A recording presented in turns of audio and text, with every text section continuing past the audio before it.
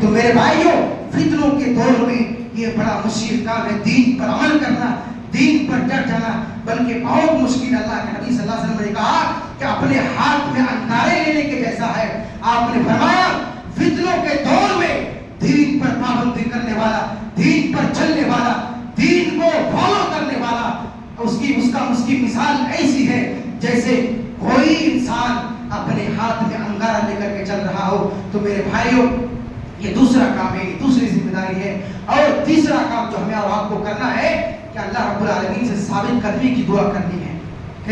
فتنوں کا دور ہے، طرح طرح کے فتنے ہیں، فتنوں سے بچانے والا اللہ تعالیٰ ہے۔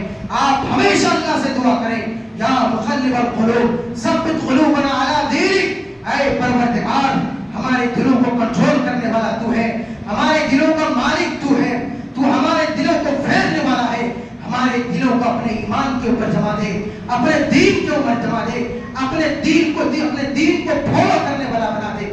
یہ آپ ہمیشہ دعا کرتے رہیں۔ میرے بھائیوں موجودہ دور کا ایک بہت بڑا فتنہ شرک کا فتنہ، یہ سب سے بڑا فتنہ جس کو قرآن نے فتنہ کہا ہے، یہ شرک، یہ دنیا کا سب سے بڑا فتنہ ہے۔ آج انسان اللہ کو چھوڑ کر غیر اللہ کے آگے ہاتھ پھیلا رہا ہے، یہ دنیا کا سب سے بڑا فتنہ ہے۔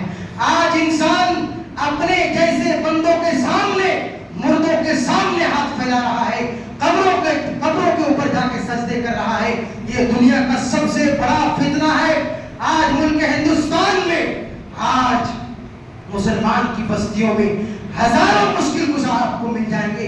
یہ مسلمان آج لا الہ الا اللہ پڑھتا ہے مگر اس کا مطلب اسے نہیں پتا، اسے یہ نہیں پتا کہ دنیا کا سب سے بڑا انیائی، دنیا کا سب سے بڑا ظلم، دنیا کا سب سے بڑا جرم یہ شرک ہے۔ اور اس ظلم کو اللہ رب العالمین کبھی بھی معاف نہیں کرے گا۔ اللہ نے کہا ان اللہ لا یغفر ان یشرک بہ ویغفر ما دون ذلک لمن یشاء۔ میرے بندو میں تمہارے سارے گناہوں کو معاف کر دوں گا مگر یاد رکھو شرک کو کبھی بھی معاف نہیں کروں گا۔ اللہ نے سورۃ الانعام کے اندر 18 نبیوں کا ذکر کرنے کے بعد کہا وَلَوْ أَشْرَكُوا لَحَبِطَ عَنْهُمْ مَا كَانُوا يَعْمَلُونَ۔ یہ میرے 18 نبی، میرے 18 پیغمبر اگر یہ بھی شرک کر لیتے، اگر میرے علاوہ کسی اور کو رب مان لیتے، میرے علاوہ کسی اور کو داتا و دستگیر مان لیتے، کسی اور کو غوث اعظم مان لیتے، کسی اور کو غریب نواز مان لیتے، تو ان کے ساری نیکیاں، ان کے سارے اعمال برباد ہو گئے ہوتے۔ تو میرے بھائیوں شرک سے اپنے آپ کو بچانا ہے۔ کوئی یہ نہیں سمجھے کہ ہم تو شرک نہیں کر سکتے ہیں، ہم تو پکا موحد ہیں، ہم تو دین پر چلنے والے ہیں، ہم تو اللہ کی وحدانیت کا اعلان کرنے والے ہیں۔ میرے بھائیوں دعویٰ سے کچھ نہیں ہوتا۔ حضرت ابراہیم جیسا پیغمبر اللہ سے دعا کر رہا ہے کہ وَجْنُبْنِي وَبَنِيَّ أَن نَعْبُدَ الْأَصْنَامَ، کہ پروردگارا مجھے بھی بت پرستی اور شرک سے فتنے سے بچا لے، اور میری اولاد کو بھی شرک کے فتنے سے، بت پرستی کے فتنے سے بچا لے۔ اور اللہ کے نبی صلی اللہ علیہ وسلم کی پیشن گوئی ہے، اللہ کے نبی نے فرمایا کہ میری امت میں بھی شرک ہوگا۔ آپ نے فرمایا قیامت اس وقت تک قائم نہیں ہوگی جب تک میری امت کے لوگ شرک میں مبتلا نہیں ہو جائیں گے، یعنی جب تک لوگ شرک میں مبتلا نہیں ہوں گے یہ قیامت قائم نہیں ہوگی۔ لے دے کہ یہی ایک پونجی ہمارے پاس میرے بھائیوں، یہ ایمان ہے، توحید ہے۔ اگر ہم نے اس کو گوا دیا تو ہم اللہ کے پاس کیا منہ دکھائیں گے؟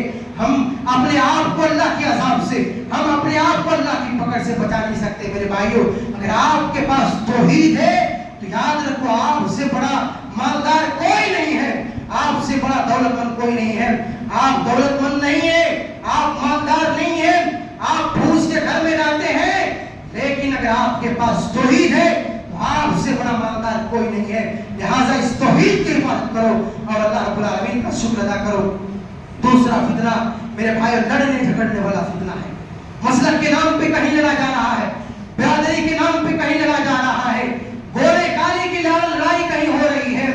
میرے بھائیوں جس اسلام نے ہمیں اور آپ کو یہ سکھائی کہ اگر ہم اور آپ ٹکری اور بسمتیاں میں رہنے والے ہیں اور دنیا کے آخری کونے پر بھی اگر کوئی شخص لا الہ الا اللہ پڑھ رہا ہے تو وہ ہمارا دینی بھائی ہے، اس کا ہم سے اسلام کا رشتہ ہے، اس سے ہمارا